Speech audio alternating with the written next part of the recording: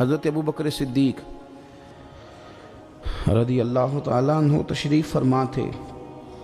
ہمارے بچے بہت زیادہ آسانی مانگتے ہیں۔ اقبال نے کہا لہو مجھ کو رلاتی ہے جوانوں کی تن آسانی۔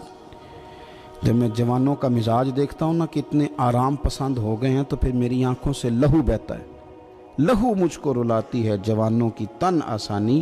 ان کا وجود اتنا آسانی کا ماحول لینا چاہتا ہے، ذرا سی بھی کوئی تکلیف آپ دیکھ لیں، لائٹ بند ہو جائے تو مصیبت کھڑی ہو جاتی۔ کسی جگہ چند منٹ کے لیے، آدھے گھنٹے کے لیے ٹریفک بند ہو جائے تو مثلاً کیا ہو جائے گا، لیکن یہ کہ طبیعتوں میں تلخی، اور جب وہ گاڑیاں آہستہ آہستہ چلتی ہیں تو ایک دوسرے سے آگے بڑھنے کی وہ شدت، وہ ہمارے مزاج میں ایک دوسرے کے بارے میں دل میں بڑے بڑے جملے، کیوں؟ اس لیے کہ ہماری طبیعت آسانی پسند ہے۔ ذرا سی بھی کوئی رکاوٹ ہم نہیں برداشت کرتے، تھوڑی دیر کے لیے ٹھہرنا پڑ جائے ہمارے لیے بڑا مشکل کام ہے۔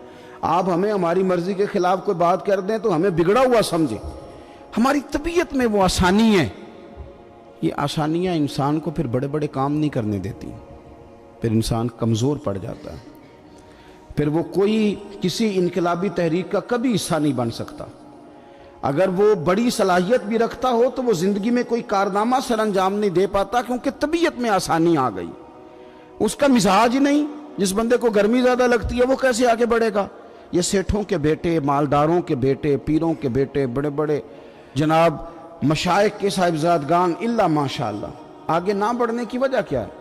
صرف یہ ہے کہ طبیعت کا تقاضا یہ ہے کہ ایک آدمی نے رومال پکڑا ہے، دوسرے نے جوتا پکڑا ہے، تیسرا گاڑی کھول رہا ہے۔ جب آپ اس قدر زیادہ ان کو آسانیوں میں مبتلا کر دیتے ہیں، پھر ان کے لیے جہاد کرنا، میدان میں نکلنا ممکن نہیں رہتا، وہ عادی نہیں ہوتے۔ امام حسن اور امام حسین رضی اللہ تعالیٰ عنہما نے جہاد اس لیے کر لیا تھا، بچپن میں ہی 7-8 سال کی عمر تھی تو ماں 3 دن روزے رکھوایا کرتی تھی۔ وہ 3 دن روزے رکھتے تھے، اور افطار کا وقت آتا تھا تو جو کچھ پکا ہوتا تھا وہ بھی اٹھا کے غریب اور مسکین کو دے دیا کرتے تھے۔ تو انہیں تو عادت تھی بچپن سے ہی۔ پھر اس لیے ایسا نہیں ہوتا کہ وہ کھانا نہیں پکا تو بچے نے موبائل توڑ دیا ہے، اس کی مرضی کا۔ آج گھر کے اندر جو ہے وہ کھانے کا سامان موجود نہیں تھا تو اس نے ٹی وی توڑ دیا، اس طرح پھر نہیں ہوتا، پھر وہ گھر کا نقصان نہیں کرتا۔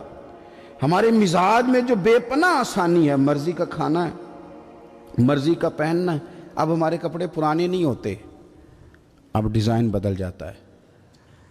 اب وہ کہاں چونکوں میں وہ لوگ بیٹھے ہیں جو جوتیاں گانٹھا کرتے تھے، اب کہاں وہ وقت گیا کہ جب توڑے میں ڈال کے سارے گھر کے جوتے لے جائے جاتے تھے اور ان کو گانٹھا جاتا تھا۔ شادی کا موقع اور خاندان کی شادی کا موقع، لیکن گھر کے سب لوگ جوتا پالش کروا کے ڈالتے تھے، نیا نہیں خریدتے۔ اب تو جوتے پہننے کا موقع ہی نہیں آتا، اتنے جوتے پڑے ہوئے ہیں، کون سا چھوڑا جائے، کون سا پہنا جائے۔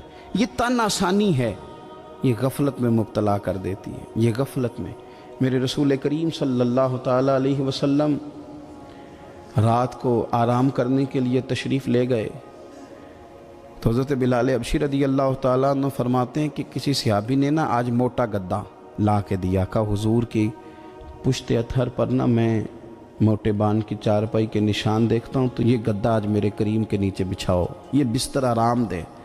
حضرت بلال کہتا ہے میرا بھی بڑے دنوں سے خیال تھا، میں نے وہ ڈبل کر کے بچھا دیا، حضور نے آرام کیا، میرے دل کو بڑی تسلی ہوئی۔ صبح محبوب تشریف لائے، فرمایا رات میرا بستر کس نے بچھایا تھا؟ عرض کی حضور میں نے بچھایا تھا۔ فرمایا اٹھا لو، آج کے بعد نہ بچھانا، مجھے تو نیند بڑی گہری آئی ہے، میرے کئی نفل رہ گئے۔ فرمایا میں تمہاری دنیا کے اندر آرام کرنے نہیں آیا، میں تو مسافر ہوں، اپنا وقت بتانے کے لیے آیا ہوں۔ تم نے یہ میرے لیے نیچے اتنا آرام دہ بستر کیوں بچھا دیا؟ حضور سید عالم صلی اللہ علیہ وسلم کے کمر پر موٹے بان کی چارپائی کے نشان دے کر حضرت عمر جیسا بندہ رو پڑا جو مزاجن سخت مزاج ہے، اور عرض کی حضور یہ آپ کی کیا کیفیت ہے؟ کیسر و کسرا اللہ کے دشمن اتنی آسانیوں میں اور آپ اس حال میں؟ تو حضور نے فرمایا عمر تم یہ پسند نہیں کرتے کہ دنیا میں تھوڑی سی مشکل برداشت کریں اور آخرت کی ساری عزتیں اللہ ہمیں ہی عطا فرمائے؟ فرمایا میں کچھ تمہاری دنیا سے کچھ حاصل کرنے نہیں آیا۔ میرے عزیز یہ تن آسانی سے تھوڑا بچیں۔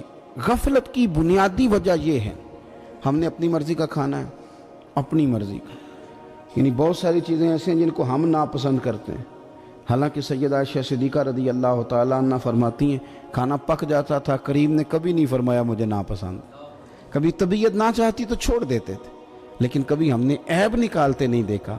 بھائی تن آسانی ہمیں غافل کر رہی ہے، ہم سوتے ہی اس بستر میں جو سویرے آنکھ کھلنے نہیں دیتا، ہم نے اوڑھ ہی وہ والے بستر لیے ہیں، ہم نے کمرے اس طرح بند کیے ہیں کہ وہاں تو ہوا مشکل سے آتی، تو آواز کسی کی کیسے آئے گی؟ دادا آوازیں دیتے رہے، فجر کا وقت ہو گیا، والد کہتے رہے، مؤذن نے روز اذان پڑھی، پر چونکہ ہم نے کمرہ ہی بڑا آرام دہ بنایا تھا، ہم نے قریب کوئی چیز آنے ہی نہیں دی۔ یہ تھوڑے دن پہلے ہمارے شہر کا واقعہ، ایک صاحب نے ضلع گجرانوالہ کے گاؤں میں ایک صاحب نے کیا کیا ہے، انہوں نے کہا کہ جناب میں تمہیں روز منع کرتا ہوں کہ اذان پڑھا کرو، بعد میں نعت نہ پڑھا کرو، سونا ہوتا ہے، اذان ہو گئی ختم ہو گئی، تم ایک نعت بھی سناتے ہو۔ اسی بات پر اس شخص کو باہر بلایا اور گولی مار دی، بندہ مار دیا، تو میری نیند میں خلل واقعہ کرتا ہے، تو وہ تو ابدی نیند سو گیا ہے، تو کیا آپ ساری عمر جاگتے رہیں گے؟ آپ کو بھی سونا ہے، آپ کو بھی جانا ہے، قبر میں پہنچنا ہے۔ یہ غافلوں والی جو زندگی ہے نا، یہ تباہ کر دیتی ہے، تباہ۔ اور بہت سارے لوگ ایسے ہیں پھر ان پر پکی مہریں لگ جاتی ہیں، پھر وہ جاگنا بھی چاہیں تو آنکھ نہیں کھلتی، پھر اٹھنا بھی چاہیں تو بیداری نہیں ہوتی، اس لیے کہ سوتے کو جگانا آسان ہوتا ہے، جاگتے کو جگانا بڑا مشکل کام۔ حضرت ابو بکر صدیق رضی اللہ تعالیٰ عنہ امیر المومنین ہیں، آپ نے کبھی آسانیاں دیکھی ہیں؟ گورنر کے گھر میں، وزیر اعلیٰ کے گھر میں، وزیروں کے گھروں میں کیا نظام ہے، کیا جناب دنیا ہی الگ ہے۔ کبھی سیٹھوں نوابوں کے ہاں آپ دیکھیں کس طرح کا جناب ان کا رہن سہن ہے، بالکل دنیا ہی اور ہے۔ حضرت ابو بکر صدیق امیر المومنین ہیں، پیاس لگی تو پانی مانگا، لوگوں نے شہد ملا کے پانی پیش کیا، پانی منہ کے قریب گیا تو جناب صدیق اکبر کے بغیر کسی اختیار کے چھم چھم آنسو بہے، اتنا روئے کہ لوگ کہتے ہمیں پتہ کوئی نہیں تھا بات کیا ہے، پر ابو بکر کا رونا دیکھ کے ہمارا بھی رونا نکل گیا، پتہ نہیں تھا ہوا کیا ہے، کس وجہ سے رو رہے ہیں یہ نہیں پتا تھا، ان کو روتے دیکھا تو ہم بھی رو پڑے۔ دیر تک وہ آہیں لیتے رہے، سسکیاں بھرتے رہے، آنسو بہاتے رہے، تڑپتے رہے، لوٹ پوٹ ہوتے رہے، عجیب کیفیت ہم نے دیکھی۔ بڑی دیر کے بعد وہ سنبھلے، عرض کی امیر المومنین ہمیں بھی بتلائیے، اتنے آنسو۔ جناب صدیق اکبر رضی اللہ تعالیٰ عنہ فرمانے لگے میں نا ایک دن حضور کی بارگاہ میں حاضر تھا، تو نبی کریم علیہ السلام کسی چیز کو فرما رہے تھے، ہٹ جا مجھ سے دور ہو جا، مجھ سے دور ہو جا، مجھ سے دور ہو جا، تو فرماتے ہیں میں نے بعد میں عرض کی حضور آپ کس چیز کو ہٹا رہے تھے؟ تو حضور فرمانے لگے میرے پاس دنیا آئی تھی، تو میں نے اسے کہا تو مجھ سے دور ہو جا، میرے قریب نہ، دور ہو جا، تو حضور فرماتے ہیں وہ مجھ سے چلی گئی، پر جاتی دفعہ کہہ گئی ہے کہ حضور آپ نے تو مجھے اپنے سے دور کر دیا، پر آپ کے بعد والے مجھ سے بچ نہیں سکیں گے، وہ مجھے قبول کر لیں گے، وہ مجھے بڑی بڑی سیف الماریوں میں جگہ دیں گے، وہ تجوریوں میں بھر لیں گے، وہ مجھے رکھ لیں گے، پسند کر لیں گے۔ حضور نے فرمایا تو ہٹ جا۔ حضرت صدیق اکبر فرمانے لگے میں پانی مانگتا ہوں، مجھے شہد دیتے ہو، مجھے دنیا دار نہ کر دینا، مجھے اس آسانی میں مبتلا نہ کر دینا، مجھے ڈر لگتا ہے ان لوگوں میں نہ ہو جاؤں جن پر دنیا پھیلا دی گئی، پھر وہ اللہ کے ذکر سے غافل ہو گئے۔ بھائی کتنے دکھ کی بات ہے کہ کچھ لوگوں نے پچھلے رمضان شریف کو قرآن مجید کھولا تھا، یعنی ایک مہینے میں بھی ایک قرآن شریف ہم ختم نہیں کر پاتے۔ کیا ہم روز فون نہیں سنتے؟ کیا ہمارے پاس جو SMS آتے ہیں ان کے جواب نہیں دیتے؟ کیا ہم اپنی مرضی سے اپنی طبیعت کے مطابق نیند پوری نہیں کرتے؟ کیا ہفتے میں 1-2 دفعہ ہم باہر سے جا کے کھانا کھانے کا پلان نہیں کرتے؟